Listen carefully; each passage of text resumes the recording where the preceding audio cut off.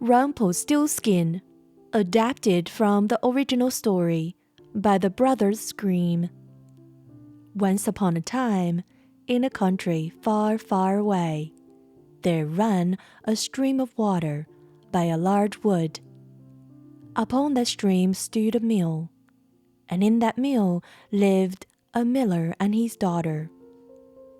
The miller's daughter was very beautiful, but she was also clever, and the miller was proud of his daughter.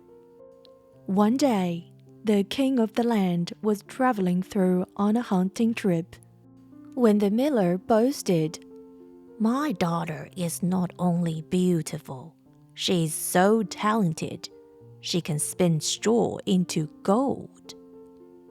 Now, the king was not a good king, and thought only of money. And when he heard the miller's boast, his heart was full of greed. He commanded the miller's daughter to be brought to the palace at once. Once she had arrived, the king showed the girl to a large chamber where there was a great pile of straw and a small spinning wheel. He said, "Spin all of this into gold before morning, or I will have your father arrested." The poor girl pleaded with the king, saying her father had only boasted of her ability, and it was impossible to spin straw into gold. But her pleas fell on deaf ears, and the king locked the door to the chamber and left her alone. The miller's daughter sat in one corner of the room and began to cry, when suddenly the door opened, and a small troll wandered in.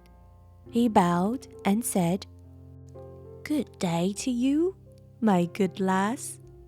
Why it is that you cry?"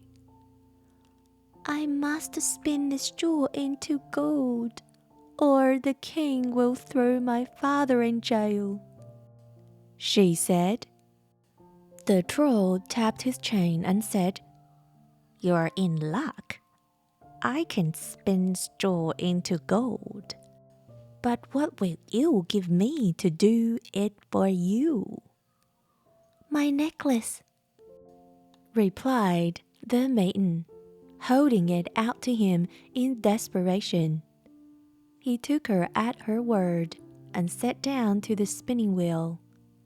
While he spun, he sang, "Round and round about, lo, behold, roll away, straw into gold."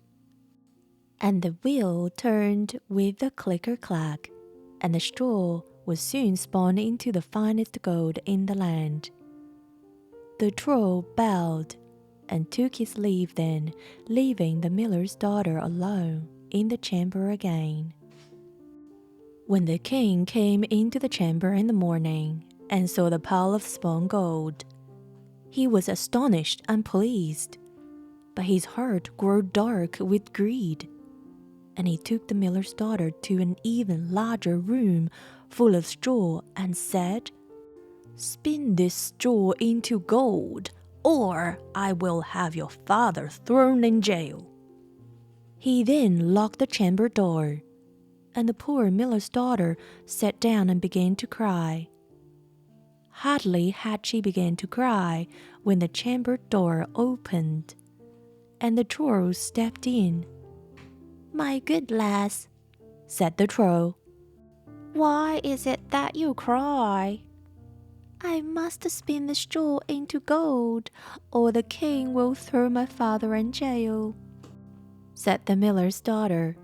"I will give you the ring on my finger if you would help me again, good sir." The troll took her at her word and slipped the ring on his finger before sitting down to spin the straw. While he spun, once again he sang, "Round and round about, lo and behold, roll away, straw into gold." And the wheel turned with a clicker-clack, and the straw was soon spun into the finest gold in the land. even finer than the first batch. Once he had finished, the troll bowed and took his leave, then leaving the miller's daughter alone in the chamber again.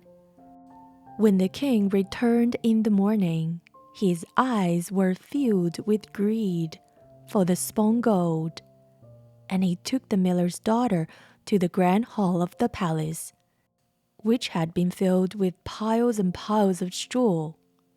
"All of this must be spun tonight," he said, "and if you do this, your father shall go free, and you will become my queen." As soon as the king left the miller's daughter alone in the hall, the troll once again showed up. He whistled at the stacks of straw. "This is quite a pile of work. What will you give me to spin gold for you this third time?" The miller's daughter fell to her knees, pleading with the troll. "I have given you my necklace and my ring. Please help me. I have nothing left to give you." The troll scrunched his face and considered for a moment. "When you are queen," he said, "you will give me your firstborn child." The miller's daughter knew no other way to get the task done and sadly nodded her head. "I will do what you ask," she said. The troll grinned from ear to ear and leaped to work. While he spun, once again he sang, "Round and round about, lo and behold, roll away, straw into gold."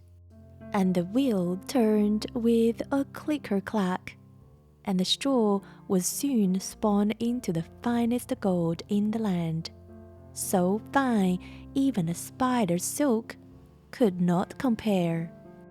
Then the troll left the hall just moments before the king returned.